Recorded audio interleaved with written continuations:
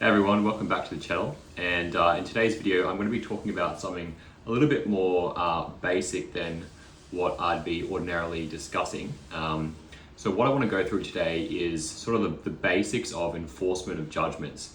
And the reason I want to go through this is because I sort of want to get into the more complicated things and complicated issues in relation to trust law later on in this channel. But I think before I do that, it's probably relevant and kind of necessary for me to sort of outlay to you guys what the issues with ordinary enforcement of judgments are.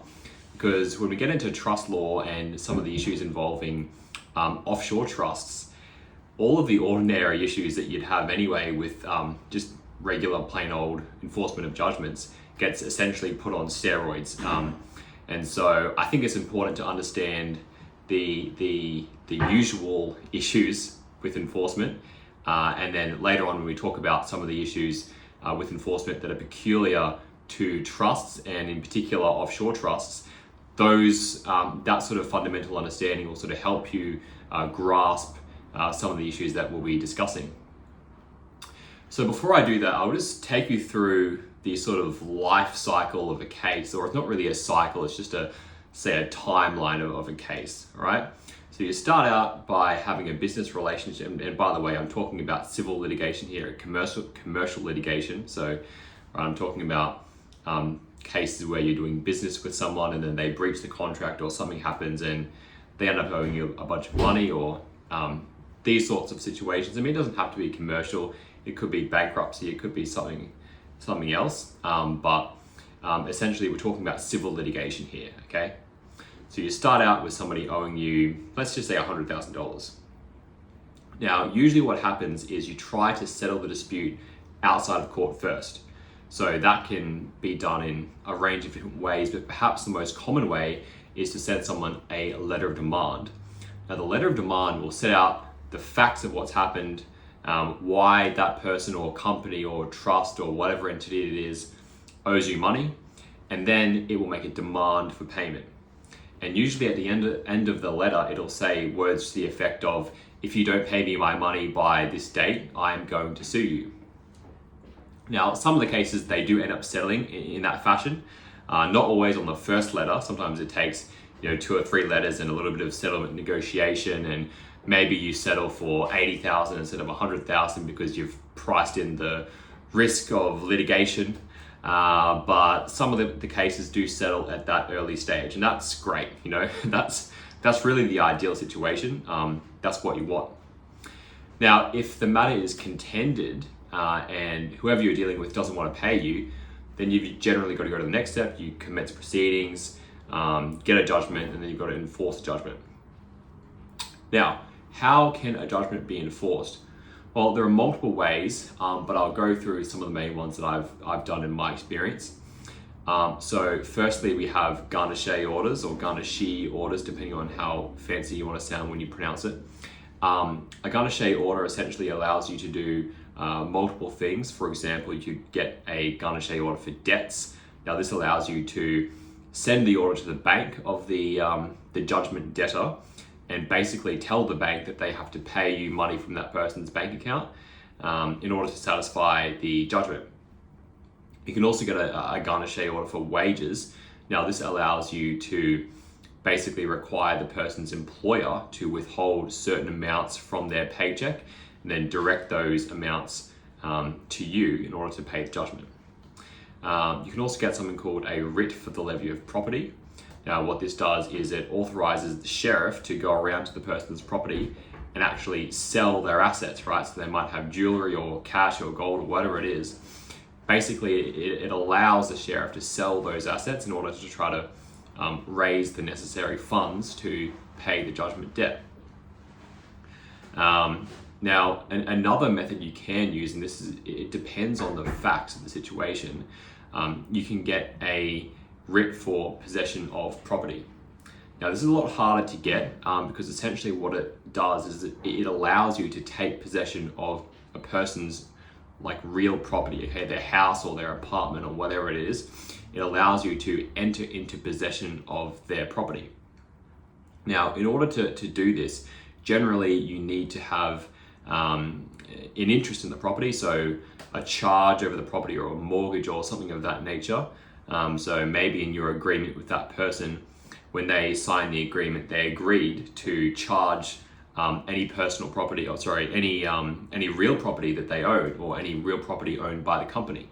All right, and that can also be if the person is signing a personal guarantee and you're doing business with a company. Perhaps the sort of the wording of that personal guarantee is such that the guarantor grants an interest over all of their real property. And when it comes time to enforcing a judgment, it would then allow you to seek orders for possession of that person's property, then ultimately the sale of that person's property to pay off the judgment debt.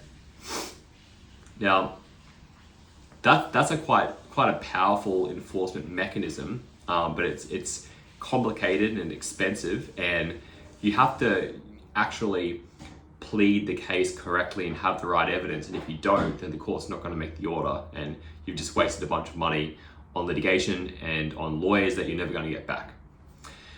And now the other main enforcement mechanism is bankruptcy. So what this means is you basically bankrupt the person, and then a trustee in bankruptcy is appointed to manage that person's finances. And what they do is they'll sell the assets, raise funds from that person's estate, and then use those funds in order to pay your debt and pay the debts of any of the other creditors. Now, the issue with that is that if you're bankrupting the person, it depends on sort of whether you're a secured creditor or an unsecured creditor, and how much money the person has, what their asset position is when you bankrupt them. You might end up getting 100 cents on the dollar, you might get 10 cents on the dollar, you might get nothing, right? It really depends on what that person's asset position is at the time. Now, this is sort of a good segue into some of the issues with enforcement, okay? So starting with the garnishees, in order to actually get a garnishee order, in order for it to be useful, you need to have certain details about the person, right? For example, they need to have a bank account. You need to know what their bank account details are, or you need to know what their employer name is, because if you don't have that information, or if they just don't have a bank account, or they don't have an employer, then obviously these enforcement methods aren't going to work for you, all right? Now, in relation to the writ for the levy of property, you can only get that writ if you can actually just give the court sufficient information, like the person's address. If you don't have an address for the person, then there's really no way that you can execute that writ and gather up the person's property, levy their property, and sell it, right? You need sort of sufficient information in order for that to be useful. And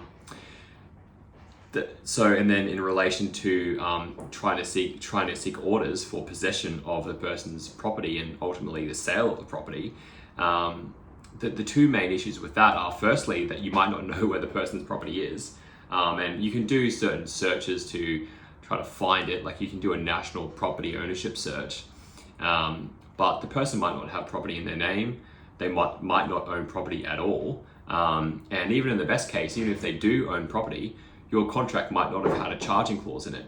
And as a result of that, even though this person owes you $100,000, you are not able to enter in possession of their property and sell it to pay that debt because there was no charging clause in the contract. And then obviously, in relation to bankruptcy, it's quite clear how that can become problematic because the person might just not have any assets. Even if they do have assets, right?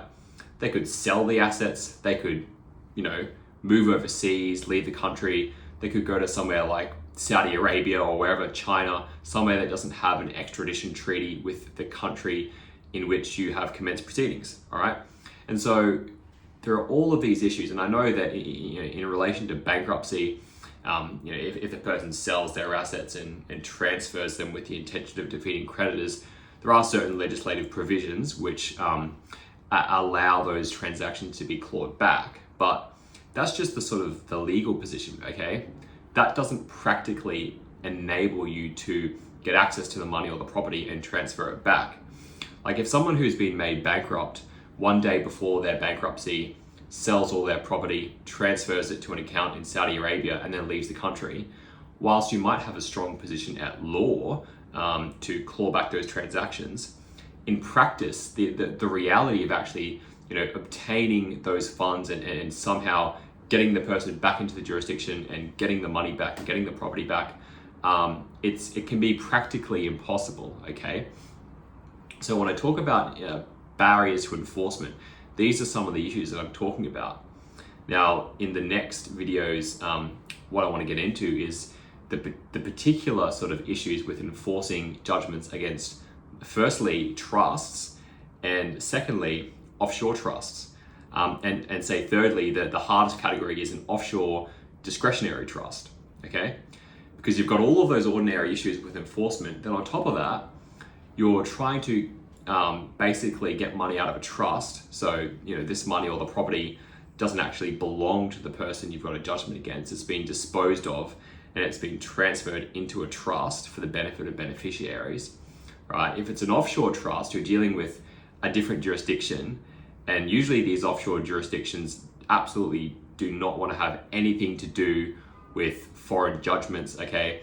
They have very strong asset protection legislation, in particular in relation to trusts. And thirdly, if you're dealing with a discretionary trust, there's no fixed entitlement of the person who might be a beneficiary to any share of the trust capital or the income at all. And so it becomes extremely difficult and sometimes actually impossible to enforce judgment against a judgment debtor in circumstances where they've disposed of assets to an offshore trust. So anyway, I just thought this video would be a good sort of way to lay the groundwork of some of the issues that people face with enforcing their judgments. And hopefully in the next few videos, we'll sort of get into some of the interesting and more complicated examples and go over some cases where this has happened. So make sure you tune in for those ones, and I'll see you guys later.